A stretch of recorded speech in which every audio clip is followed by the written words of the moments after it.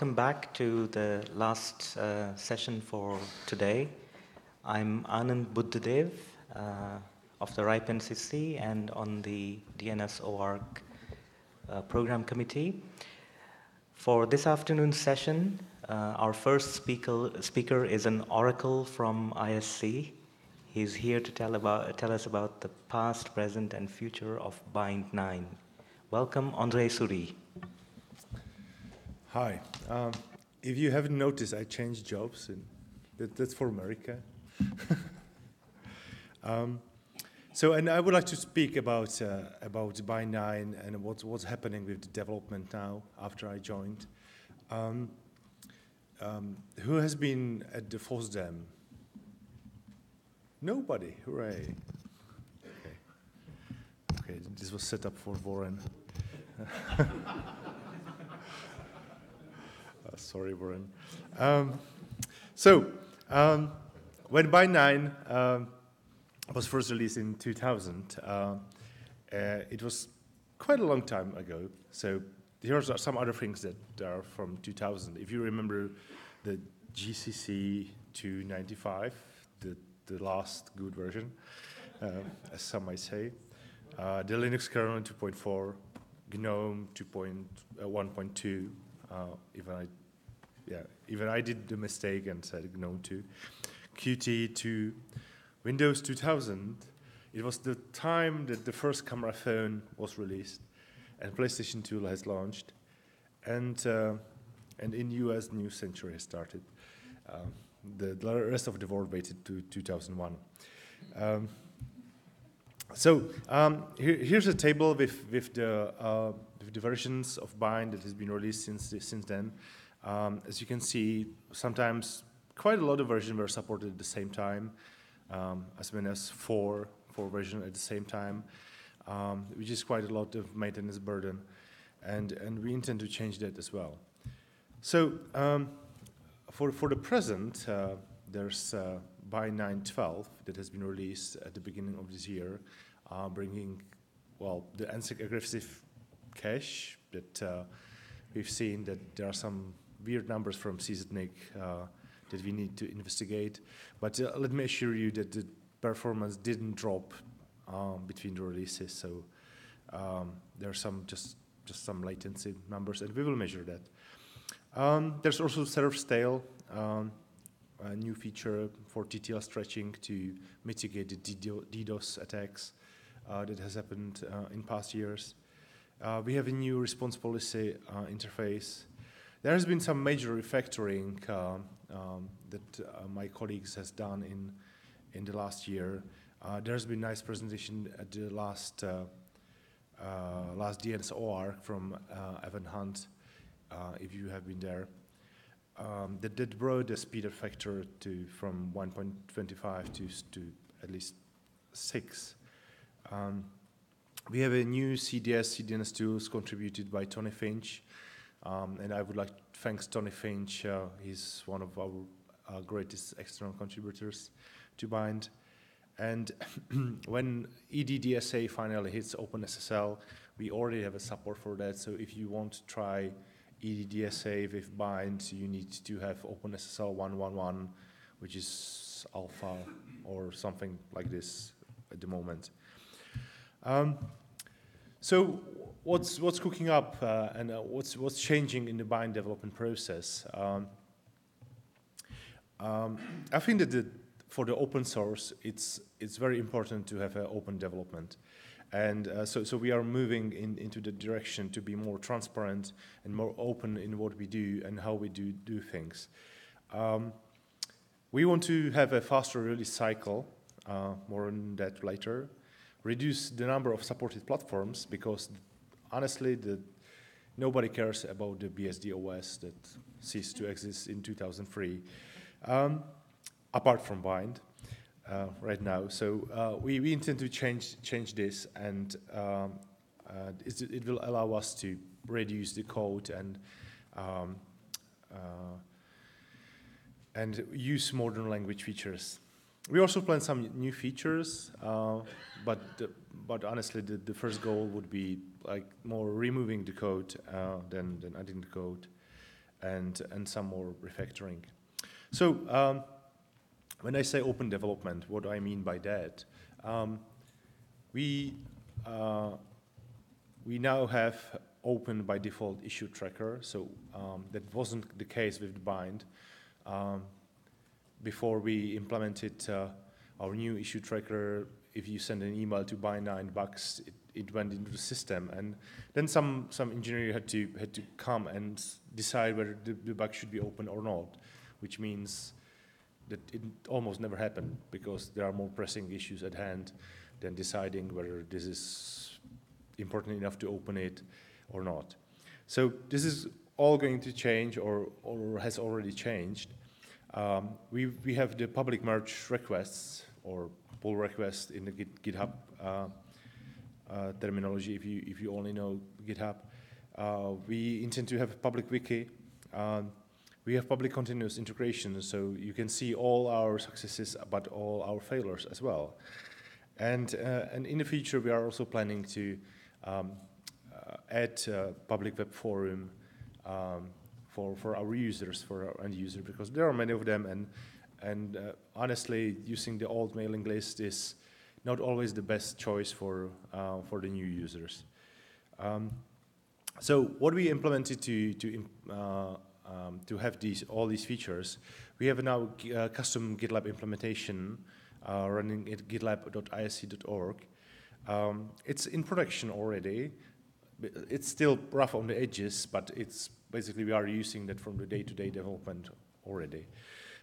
We have more than 130 issues, and slightly over 100 are still open, 40 of them are closed, and we are because this is not only the bugs in the code, but also feature requests.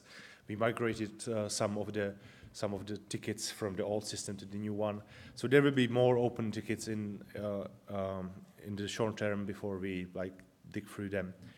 But the more interesting numbers are the merge requests, where we have more than half of them already merged, and some have been just experiments, or we decided to not merge them. So we have more than 100 merge requests already merged, and all the work is done through the merge request now. This is the more standard way how to do things. You create a new branch, you do a peer review, you do a merge request, and then you merge it into the master branch. So there's 20 more open requests, not only from IC people, but from Red Hat and other people as well. We enabled the continuous integration as an integral part of the development process, because we had Jenkins running as a continuous integration server, but it was away from the Git repository. Now it's because the GitLab provides the integration, it's part of the development process, because if you commit and push something into the repository, you immediately see whether this what's the effect on the tests, if it builds, and etc.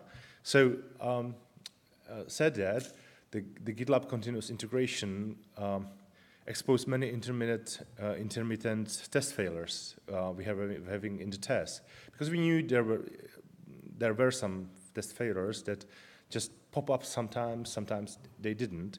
But if you run the CI on every commit, they pop up more often. So it basically forced us to fix most of the test failures that happen from time to time, and we are working on testing, on adding more tests and fixing more of them. So the test process is basically flawless under normal circumstances, and we get the green check marks.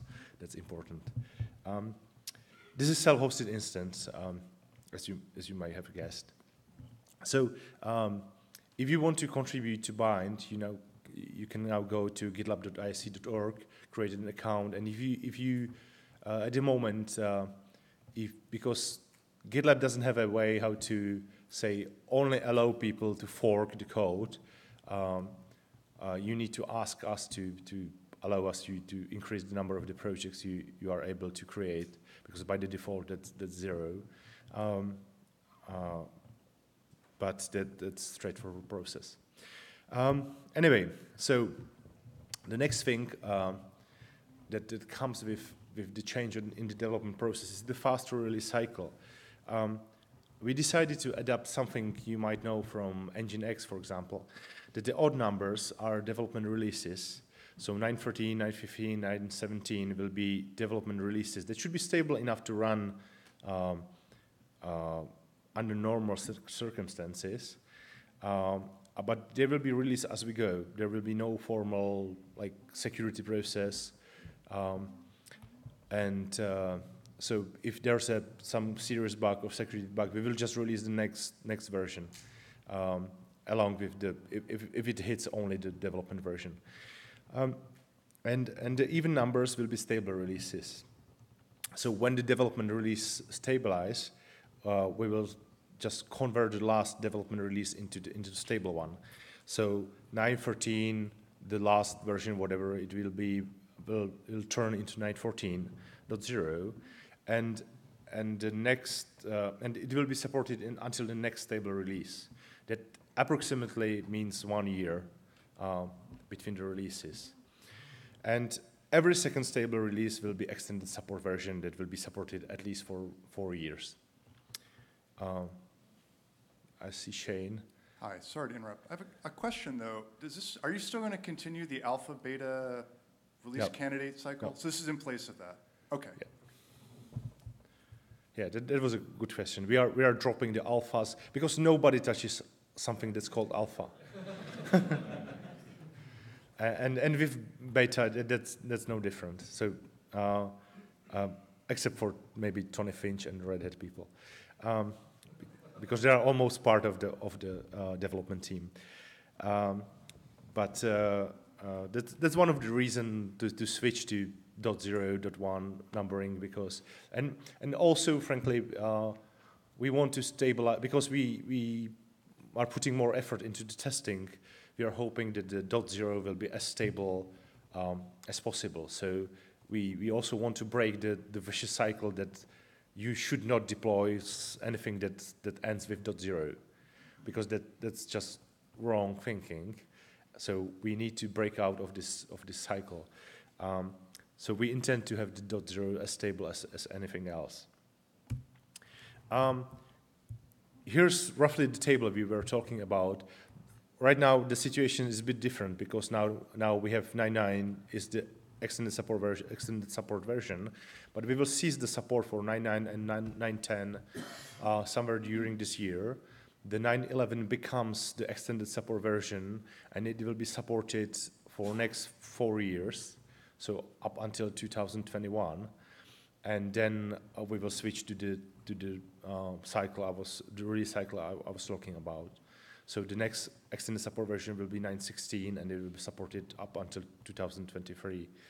That means that when we switch to the new release cycle, there will be maximum 3 releases that we will support: the extended support version, the stable release, and the development release, which is basically the development. So for the maintenance, it will be just 2 releases, because it's not reasonable for the open source company to support that many versions of bind, and it's just burning up resources that we could use for improving bind. So for the supported platforms, as I said, the bind supports everything from, I would even say there's a code for VMS now. So the change is that at the beginning of every release cycle, we will evaluate the life cycle of major Linux distributions, BSDs, and some selected proprietary operating systems like Mac OS X, Windows, Solaris. And we will, for each release, we will create a list of operating systems and distribution that are still supported by the vendors, and we will keep the list for each major release. So that's one thing, and then the second thing is that we intend to create categories for the support for the operating systems, that somewhere be supported tier. That means that we will patch it if you file a bug with us that it doesn't work on the system, we will patch it. But most likely, you will not find the bug because we will test it on those systems ourselves. Then there will be the best effort tier, which means send us the patch. We will integrate. We will test it. We will integrate it, or when we have a time, we will fix it. And then there will be non-supported tier, which means don't even bother sending a patch. That means that even the vendor has ceased the support for the operating system like 10 years ago, we don't intend to support it anymore. So the good thing is that with the new list of supported platforms, it will allow us to fully utilize the modern language, like C11. We will probably stick with some subset that Visual Compiler uses because that's basically all we need. But we will also able to depend on standard libraries like and the POSIX standards, because there's a lot of code in Bind that has been developed in 2000 and years after that, where there was no support for things that are right now part of the standard libraries and the C itself. So we intend to remove all the old compatibility stuff and just make the bind slimmer, because that's the way to go and how we can support the development. We will also try to use external libraries when appropriate, because there have been quite a lot of really good libraries for example, for networking. And again, Bind has a lot of custom code for, I don't know, queues and networking and stuff like this, and we can use external libraries as appropriate. And the goal is to reduce the code we have to maintain in Bind. So it will be much slimmer and much faster to develop. Here are some planned features for the next stable release. The local root zone copy is on the list, also because Arken is sponsoring the feature. So this will end up there. I forgot to add the QNAME minimization, which is also on the list for the next stable release. And then the biggest feature we plan to do is the modules and hooks. So we will add the ability to load dynamic module and hook into several parts in the query response processing. And this will not only allow the external users to use the hook interface, but it will also allow us to make the bind core slimmer and move the non-core functionality into modules, if it's possible. And that way we would be able to refactor the modules and also the core of the bind. So the more things we remove from the core, from the bind, the better ability we will have to refactor the old code. So basically that's the plan. And here's the main part. We are introducing Bindcoin to support the development, because everything needs to have like the crypto, you know? Because now crypto means the cryptocurrency, so we will have crypto. So there will be DNS smart contracts and DNS caches as permanent storage, as Jeff knows. And our stocks will skyrocket, of course. So everybody will use Bind for mining. The horrible thing is that I think it might be possible.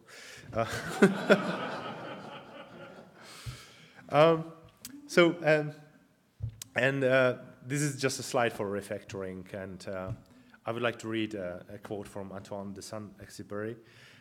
In anything at all, perfection is finally attained, not where there's no longer anything to add, but when there's no longer anything to take away, when a body has been stripped down to its nakedness.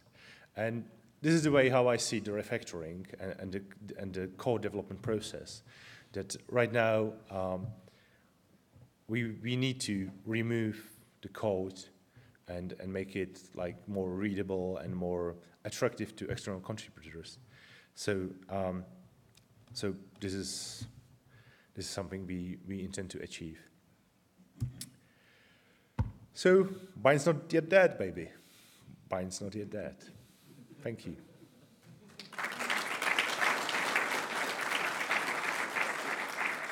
Any questions? So, Andre, thank you very much for this presentation. Looks like Bind 9 finally has a personal trainer. And before I open for questions, I have one comment. I'd like to echo what Shane was saying about alpha and beta.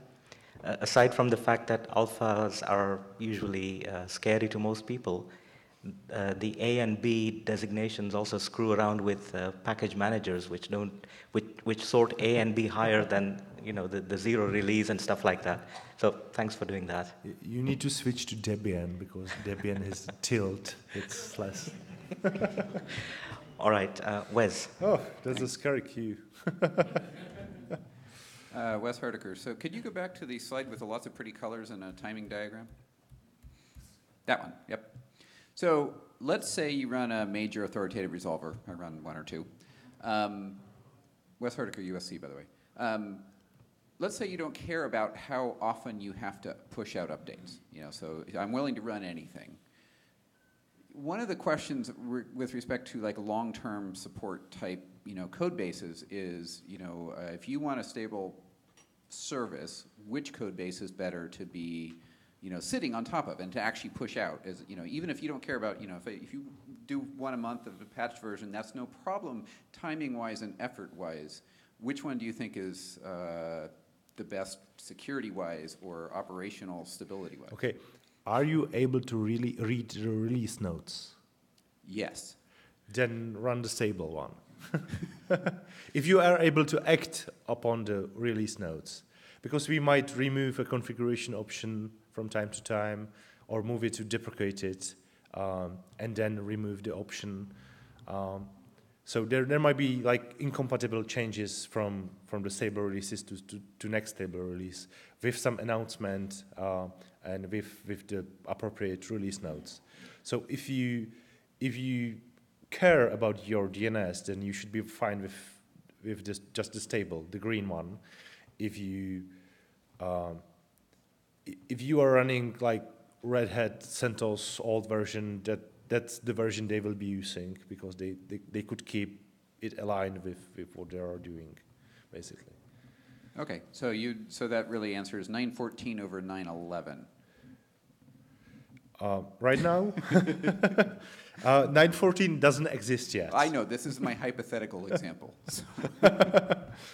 I would say 9.14. I'm confident that 9.14 will be the best release ever. Brian Connery, ISC.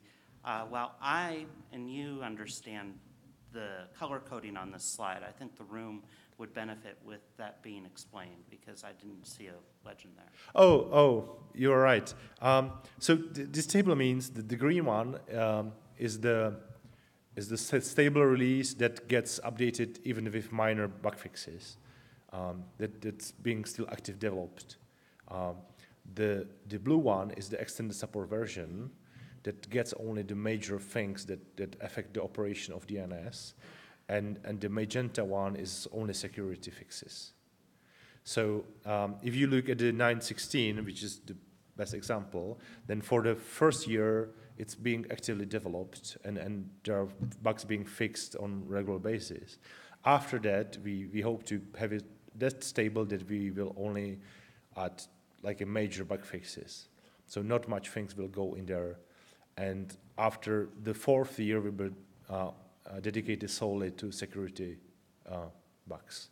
And personally, I hope, and this is like maybe wishful thinking with the security record of Bind, but I hope that there will be like 0 security releases, hopefully, in 2023. Paul Hoffman. On an early slide, I think you said that you're adding serve stale to bind 9.12 coming out soon. It has been already released. Okay, I'm sorry, and I haven't looked at how it's being implemented because, again, looking at DNS OP working group, we had a 0.0 draft that people shot arrows at, and some people loved and some people hated, and then nothing else happened. So I'm saying that this is possibly too soon, or this will help, your implementation will help people understand And that because it is actually a working group document, it's just a working group document that had one little blurb of discussion and then pretty much nothing. Okay, so here's the thing. I broke everything. Thank you. I was trying, but if you can get ahead of me, great. At the moment, I change a lot of things at ISC. So if you are asking that we should contribute to the draft, it might happen sometime in the future when the dust settles and everything is running smoothly again. But at the moment, after 6 years at ISC, I changed most of the things, how things were running. So sorry to not contribute more to ITF at the moment. And again, just having it out there with an implementation might, because many of the people who were against parts of Surfsdale said, it's going to kill this or this. So thank you for having some code where they'll be able to actually test it.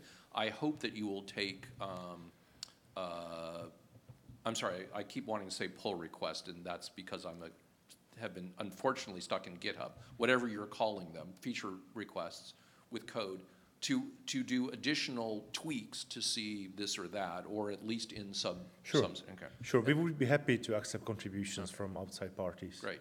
And then, I know there's a line behind me, so you don't have to answer this immediately, but the bad idea fairy seems to be very close to me these days. Your chart that you just went off of, some of those things are, especially the odd numbers, are going to have problems in them that might be exploitable, especially for people who aren't updating very often. That just happens with software. As you know, we at ICANN have a problem with the KSK rollover of, we don't have good data out there of who's doing what and why and what version of something they're running and such like that. Is this a time, and I'm not saying that it should be discussed here, but is this a time where you could put something in that says, to the world, I am running version X of bind as a way so that people know how things are moving forwards. Everyone says, oh, no one ever updates, and we don't know that that's true. Or also, I should get in touch with whoever is running that server there, and I know their IP address because they are clearly running something that is, known to be attackable. I'm just saying that while you have this whole thing open and you now are going to probably be the most regular of the people to have version numbering, it might be a time to think about it. I'm very reluctant to accept any more feature requests at the moment. Got it. Understood. And I haven't looked at the ITF, what has happened in the past half a year. Nothing related to this. Yeah. So, but we were looking into the Sentinels, and we wanted to implement that, but there are still a lot of other things we need to fix before we could even think about this. Okay. Okay. But and again, when this comes up, it will be a big discussion because you're exposing people's security faults and you're letting them be found so that someone can tell them you have security faults that are easily fixed by just updating. And there's maybe a question for this room. We were also thinking about a mechanism to call home for the development releases, at least to start, to call home, and so the server will just log. You should update your service. So it will, and if there's security, it might, I don't know, it might log an error to your syslog and say you should really update. And it should be disableable. So distributions would disable such feature, but by default, I think that might be a good thing to do. Great, thank you. Okay, we're cutting the mic line now, so no more questions after this, please. Hello, Robert Edmonds. So you mentioned several vendors of platforms that you're going to look at which OSs they support and support those for bind.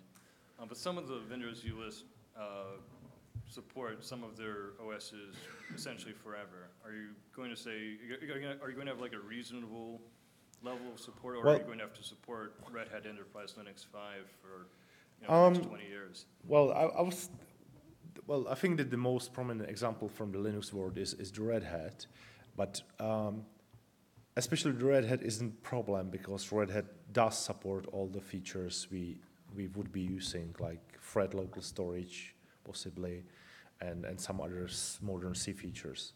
So, but forever is probably not an option. We will need to like draw a line somewhere for at least the compiler support. So if we say we need C11 compiler, then if there's a C11 compiler as some additional pack, I think that's possible for Red Hat to install some additional package that has newer compiler, then it would be fine. But forever, what's forever? You also mentioned making it easier for external contributors to contribute code. One of the things I found difficult in the past is the build system. Are there any plans to modernize that? Depends on what you mean by modernize, because having less than 4,000 lines of autoconf macros to I already it's a issue number 4, but we if you thought something like CMake, that's probably not going to happen. If you think about automake, at least that's on my list. I really want to do, because I also find it unreadable, at least. So I would appreciate automake because I can't write make files. But like something like the Meson build system, would that be an option at some point? I think that would be too early Right. to break another thing. But I like Meson, but I think we'll start with fully auto tools, including automake as a start, and then we'll go from there. All right, thank you. Keep it brief, please. Yeah, David Lawrence. I actually want to address some of what Paul was talking about with ServStale. But first, I also want to observe that MIT solved this problem with X11 years ago. We just use iMake, right? Like, anyway, so I'm the primary author of the ServStale draft and also the primary author of the patch that became Bind 9.12 ServStale implementation. And to Paul's points, I wanted to bring up part of the pedigree of Bind 9 actually originally was to test out all of the different draft proposals that were currently before the ITF, and this is how we learned that we should kill like A6 and bitstring labels and different aspects of interoperability. So Bind, having a draft proposal that is not yet a formalized RFC, especially given DNS Ops problems with actually making any proposed standard into an actual standard, all really, I think, is completely in line with the ISC's mission to bring the technology to test. So, and but in addition, I also want to say, yes, there was actually, I believe there's an 01 draft. It was just 00. There were 2 drafts that went out, got adopted by the working group. There's only been 1 for the working group, so on. But Warren and I will be pushing out another draft to update from the discussion. Well, I will be pushing out another draft because Warren poked me on the shoulder we should get this moving. And by we, he means me. So, so yes, there is more coming. Yes, there is ongoing discussion about it. But, besides the fact that I wanted to see Bind implemented in general, I don't think it's beyond the pale that Bind did go ahead and implement a draft. So, thanks, Dave. Thank you, Andre.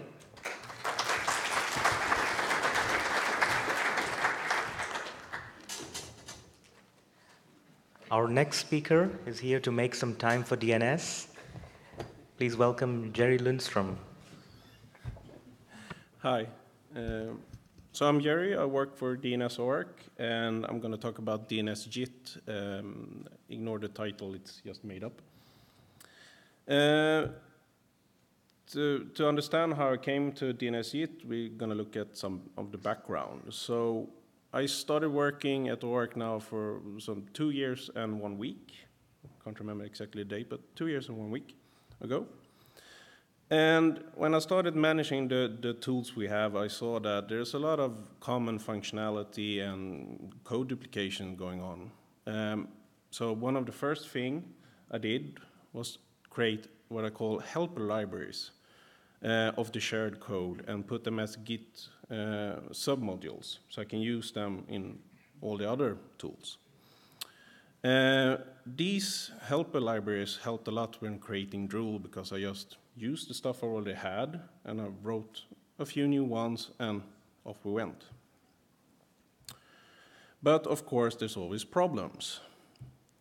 One of the problems that's been nagging me for quite some time is the DNS cap plugins. So there's dynamic library modules you can compile while compiling DNS cap, or you can try and compile these standalone. I don't actually know if anyone has ever done that. But there's a few plugins actually in DNS cap. But these are not trivial to create. And there's portability issues, there's funny packaging issues, there's distributions using lib and lib64, so in some systems you don't actually know where the library should go, and yeah, there's different stuff. And there's also a problem with, well, what if the plugin wants to use a third-party library? Then I need to include it in DNS cap. And, well, at least then the distribution. So there's a bunch of problems. Other problems, when I created Drool, I created it to be able to replay scenarios, and it has a configure language, and so you can make configure files. One scenario is really, really easy. Multiple is a bit hard. So in the long run, it looked like the configure language would actually evolve into a language of its own, because maybe you want to send half of the things you found in a PCAP to one server and another server, or maybe you want to read multiple PCAPs, and, well, yeah, you see. And the helper libraries didn't actually help in some of the cases, because a tiny fix would result in several releases because it's used in all the software, and releases cost a lot of time. So yeah. So looking for a solution, I thought that, well, if the configured syntax would be a language, why can't it just be a language? That would actually solve a lot of stuff. So you would script how Drool would play the multiple scenarios. You could, on the fly, create a DNS cap plugin. And it would be possible to rewrite all the other tools also. Like DEC actually has a quite configurable data set already. And that could be evolved and put into like a script. And packet queue, that's a tool for reading PCAPs and doing SQL on. And SQL is kind of like a script of its own, so you could actually just write that in Lua instead. Or, well, we'll come to that. But in a script. So looking for the right solution, I've had experience with some of these embedded script engines.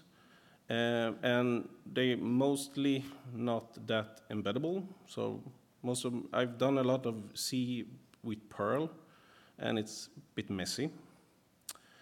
One of the engines I didn't check that I should actually have checked is JavaScript, because that is really good engine itself, and there's a bunch of stuff actually using that for the engine stuff. But Lua, and especially Lua JIT, is quite fast. So started looking more at Lua, and it's because it's embeddable. It's actually made to be embedded, and it's been around for quite some time. Mainly used in gaming engines for the GUI, and I've actually wrote some code for the World of Warcraft's add-ons. And there's a lot of other DNS software actually using Lua now. There's also a couple of high-performance network frameworks called Snab and libmoon. And they are using Lua to do quite amazing stuff. I think Snab is up to 100 gig of packet generating. So why not use Snab or libmoon? Well, I'll get to that. But first, let's just look at the existing features we have. We have a set of tools. So DEC what it does, it reads network traffic, it parses the DNS, it compiles statistics, and it outputs XML. DNS cap, it reads network traffic, it parses DNS, it applies filters sometimes, and it can output it, well, to a plugin or a PCAP or just output it in text. And Drool reads network traffic, parses DNS, does some timing if you want, and then output it. And packet queue, it reads, well, traffics from a PCAP, parses DNS, compiles it in memory and then do SQL on it, and outputs in various formats the results. So these tools is basically just one tool that does input, processing, and output. So I took some time to actually try this out. So first thing the thing I did was actually to chop up Drool. So I took all the components and just made them standalone, and then made them pluggable into Lua. And that actually worked. So in 2 days, I had something running Lua in the middle that did the same thing that Drool did. So I decided to continue on this and refactor this into Lua JIT, because it has something called foreign function interface that is a lot faster than the standard Lua stuff, and then just implement all the features from Drool. This is why I didn't go with Snab and libmoon, because they are approaching this in a bit different way, and it would take a lot more time to actually re-implement everything to get it working. But it doesn't mean that we can't look at what they did or maybe integrate it in some way to actually be able to have the direct interface capabilities that, for example, Snab has to actually generate 100 gigs packets with a normal server. And it gave birth to DNS JIT. So the design of DNS JIT is like this. There's module groups or categories or whatever you want to call it. There's input, filters, and output. And please notice the arrows, but that's going to come back. There's stuff I'm putting in core. That's logging facilities. There's other stuff. And there's libraries. So just go down through this quickly. So the input that exists today, the Lua input actually doesn't work, but it's meant to be like you have your own little Lua code and you can generate your own package and that be an input. But what works is a PCAP and a zero, think dev zero. Then there's filters, the Lua filters, that actually work. So it will attach a piece of Lua code in the processing, and you can do whatever you want before sending it to the next one, or just output.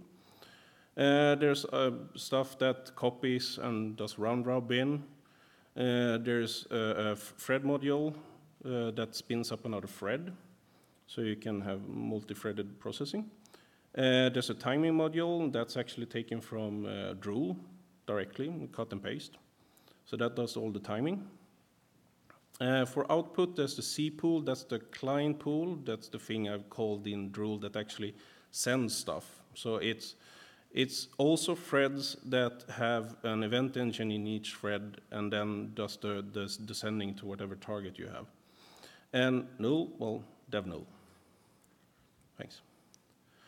For the core stuff, well, logging, I said that. Mutex, there's a small module for global locking because this is kind of no hand-holding here. You're on your own.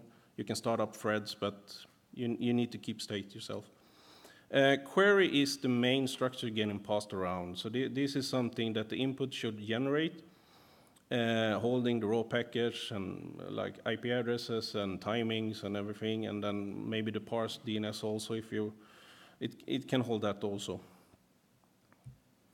The receiver is an interface for receiver and receivee. I'm going to get to that in a bit. There's a structure for time spec because Lua, or actually Lua JIT, doesn't really import all the, well, there's types that are different in different architectures and they want to be consistent, so some stuff doesn't exist, and the time spec is a bit different, or at least what kind of type that is used for the different between the arch. Well, there's a thing with tracking, so that's just to keep track of the queries for later analyzing and stuff like that.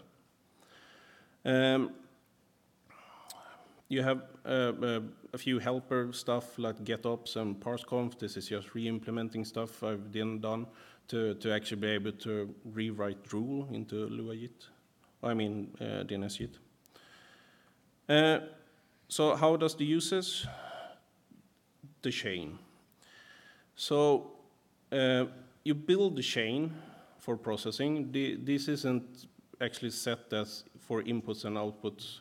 You can have outputs outputting to other inputs and whatever you want, but it's a chain, and it looks like this. And what actually happens here is that a module gets a function and an object that's a C function and a C object. So this, when you have connected the chain, it doesn't run in Lua, it runs in C. Here's a small example. You have an input that's an PCAP, and then you have an output that's a Lua filter.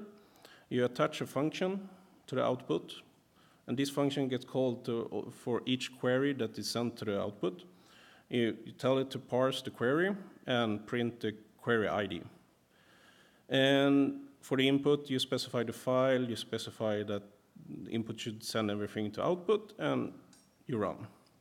That's specific for the PCAP module run. Here's another example, and this is basically Drool. So PCAP, timing, client pool, set a target, set a file, connect them all together, and run. And the output start and stop is just to start the client pool threads and then stop them again. So this is more or less Drool. There's documentation, so whatever I implement or set up, I'm writing a man page for it, so you can just look at it. The current state, it's alpha, so you shouldn't touch this, I think. No, come on, play with it. But there's no tarballs, there's no tagging done in the Git repo. I'm just using the develop branch. I'm building package as I go. This is just because, well, releases take time. It's hard. And there's package for most of the distributions. There's just apparently PowerPC 64 little endian is not supported, so I'm not supporting that. There's no test done yet, but as I said, Drool develop branch is already rewritten into Lua, and all the test passes. For version 1, I want to finalize the structures getting passed around, and I'm playing around with this now because the query is just bloated and not working really well. And I would like to use the stack as much as possible. I've messed around with this just before coming here, and I managed to increase the performance by 35% by just putting in a stack. And I'm also thinking about trying to add different types of objects you can pass on the chain. Then there's the DNS parsers. Right now, the query module uses DNS, which is a small helper library I wrote like a year ago or something, to parse the DNS. But I want to have them as standard and add more, so you can pick your flavor.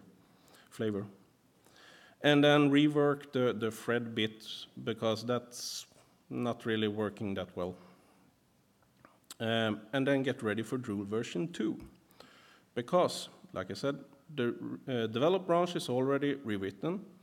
It has the same option, same config file, and almost the same performance. And I think the last 2% is more or less based on the query structure getting passed around.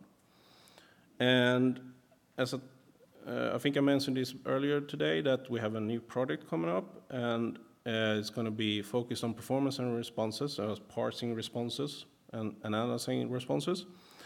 And that Comcast project is actually going into DNS YIT. So all the work is focused into DNS YIT now, and rule will be just a Lua script. And in the long run, I'm also looking at rewriting all the other tools. So for example, DNS cap. This would actually help a lot with having Lua script instead of dynamic libraries. And yeah, pull all the function that we have in DNS cap into DNS YIT. And that's a wrap. Go learn Lua. Questions?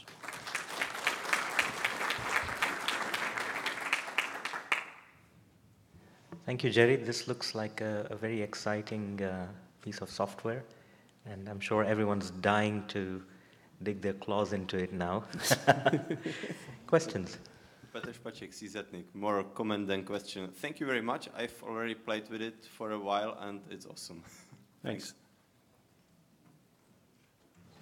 Any more questions for Jerry? Any other comments? Or is everyone busy Git cloning right now? All right, in that case, thank you, Jerry.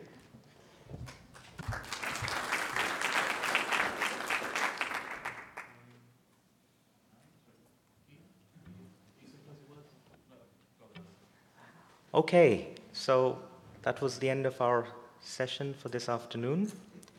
I have a few reminders for everyone before you all run off.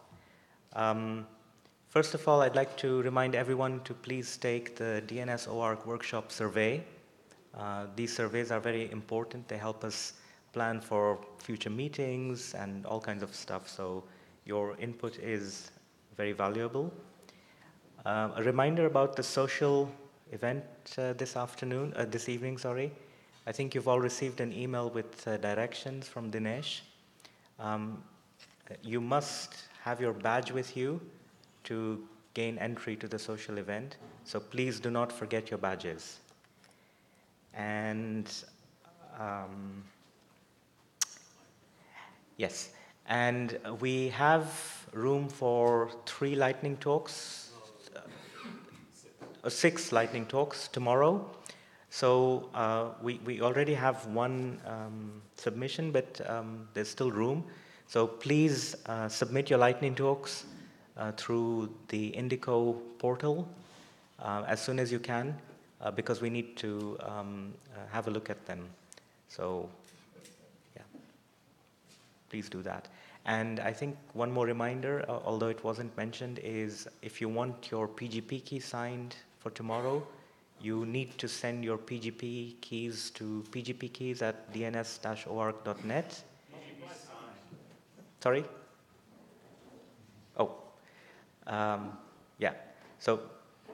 Yeah, the email address is pgpsign, as one word, at dns-oarc.net. Thanks for the reminder, Matt. Okay, that was it. See you at the social.